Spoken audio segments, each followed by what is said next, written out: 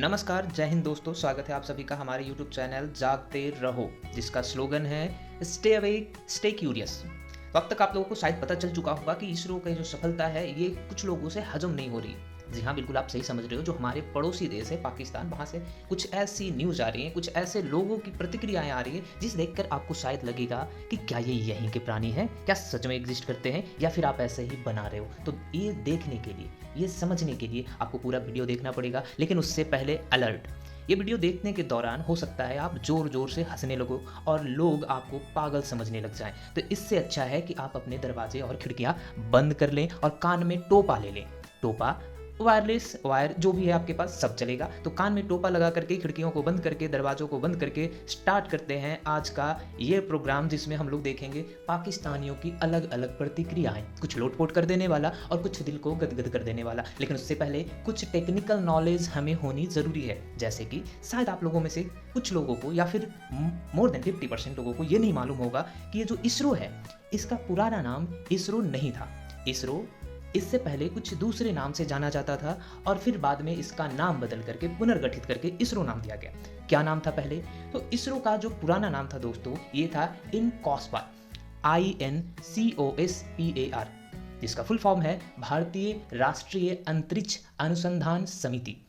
इसका गठन हमारे पूर्व साइंटिस्ट विक्रम साराभाई के दूरदर्शिता के आधार पर किया गया था 1962 में।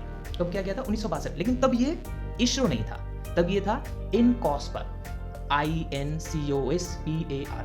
शॉर्ट फॉर्म में आप देख सकते हो, हिंदी में मैंने यहाँ पे लिख रखा है। आप ये जो डिटेल्स हैं ये इसरो के साइट पे जाकर के भी चेक कर सकते हो। 1962 में ये इसरो नहीं था। पुनर्गठन किया गया इसका 1969 में 15 अगस्त 1969 को पुनर्गठित किया गया इसी संस्थान को और इसका नाम दिया गया इसरो। अब इसरो का फुल फॉर्म क्या होता है ये आप लोग हमें बताओगे कमेंट बॉक्स में। जिस प्रकार से हमारे पास इसरो है स्पेस एजेंसी, वैसे ही वहाँ पे भी पाकिस्तान में, हमारे पड़ोसी देश में भी एक स्पेस एजेंसी है जिसका नाम है सुपरको, SUPARCO। मैं ये क्यों बता रहा हूँ आपको? क्योंकि ये बार बार नाम ये जिक्र होगा, इस नाम का बार बार जिक्र होगा आगे के वीडियो में, क्योंकि पाकिस्तानियों ने भर भर के इसका यूज किया है, इसरो का कंपैरिजन किया है। अब ये कंपैरिजन का मतलब ये नहीं है कि उन्होंने ये बोला कि हमारा ये एजेंसी है बिल्कुल इसरो के बराबर है, नहीं, उन्होंने खुद एक्सेप्ट किया है कि क्यों इसरो इतना आगे है इनसे।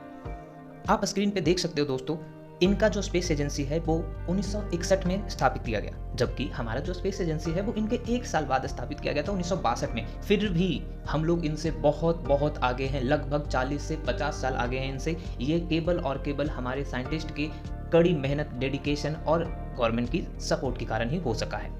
खैर, ये तो हो गई स्पेस एजेंसीज की बातें। अब वापस लौटते हैं अपने टॉपिक पे, जिसके लिए आप यहाँ पे हो, रिएक्शंस। पहले स्टार्ट करते हैं कुछ पॉजिटिव रिएक्शंस के साथ। और जैसा कि मैंने बताया, इसरो और ये सुपर को, इनका थोड़ा सा याद रखिएगा, क्योंकि इनके कंपैरिजन के साथ ही हम लोग अपने वीडियो को स्टार्ट कर रहे हैं। और ये रहा आपके सामने पहला रिएक्शन। ये द वंडरर नाम के एक ये ट्विटर, जो पहले फॉर्मरली ट्विटर था, अब इनका नाम बदल के एक्स कर दिया गया है। अब ये एलन मस्क की अपनी फैंटेसी है, क्यों ये एक्स करना चाहते थे, इनका अपना कोई रीजन दिए। फिलहाल वो हमारा टॉपिक नहीं है। टॉपिक ये है कि आखिर इस प्लेटफॉर्म पे क्या रिएक्शन आया।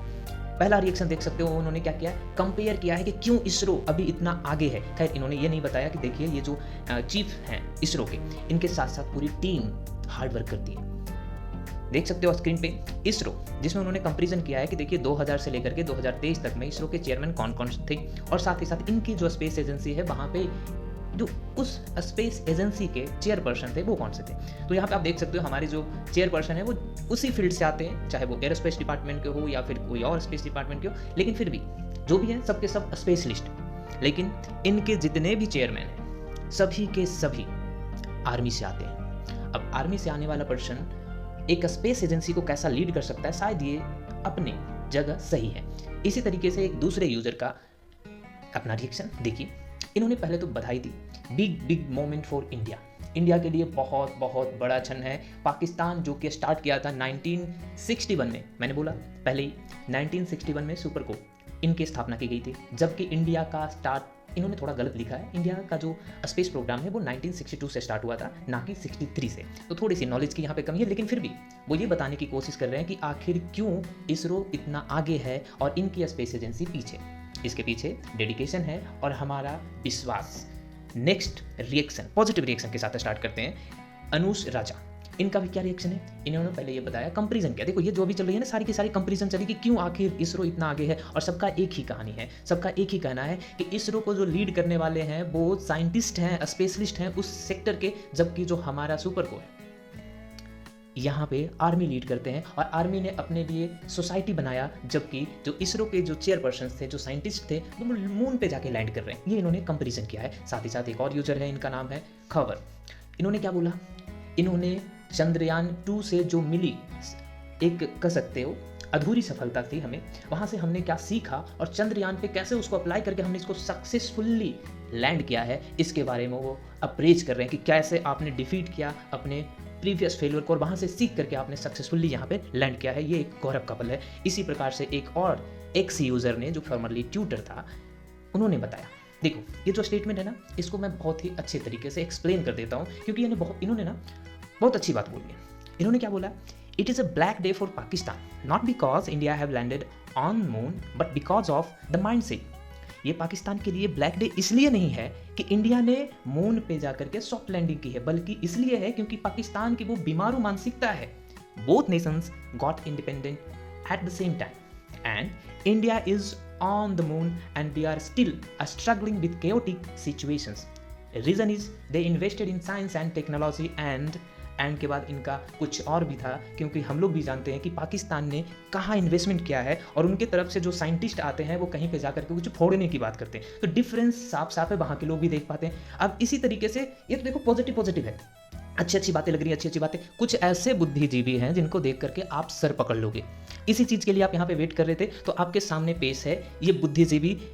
इस देखने से पहले थोड़ा सा माइंड को फ्रेश कर लो और कान में टोपा डाल लो, क्योंकि इसको देखने के बाद आपको हंसी आएगी और कहीं कहीं पे लगेगा कि क्या ये लोग हैं, क्या इनके अंदर बुद्धि है, सोचने की क्षमता है। देखिए ये वीडियो। ठीक है, तो इसमें क्या कमाल है, वो चांद पे चले गए।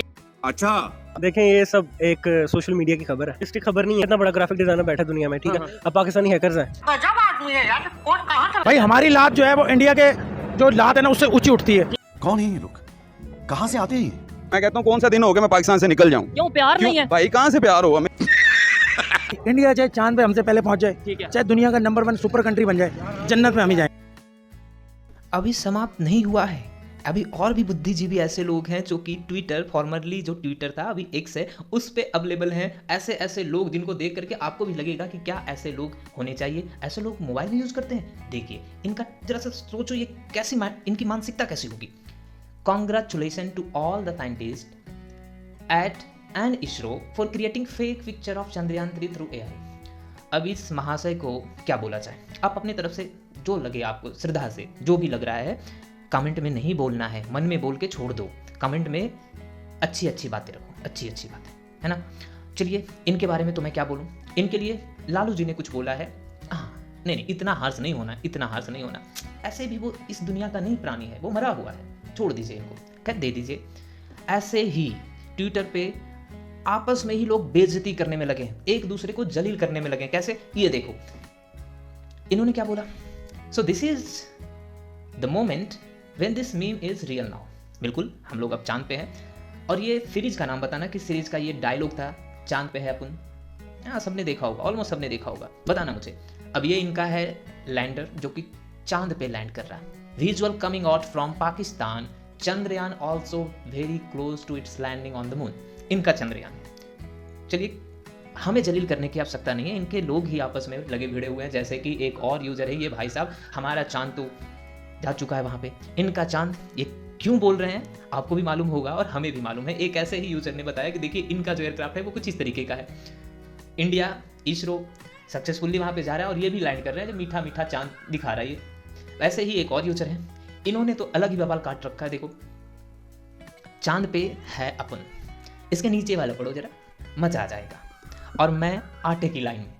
तो जो पाकिस्तान की हालत अभी है, इकॉनमी इतनी बदतर हो चुकी है कि सच में ये मीम अभी उन पे अप्लाई होता है। वैसे ही जैसे चूंकि अब पाकिस्तान वाले खुद को जलील करने में लगे हुए, या फिर ये बोलो रियलिटी बताने में लगे हुए, तो हमारे लोग पीछे कैसे रहेंगे। इन्होंने भी बोल दिया कि चलो भाई साहब, पहले तो आप केवल कश्मीर कर रहे थे, अब ये मत बोलना पापा थोड़ा ज़मीन हमें चांद पे भी चाहिए, क्योंकि ये तो नहीं होगा बेटा तुमसे।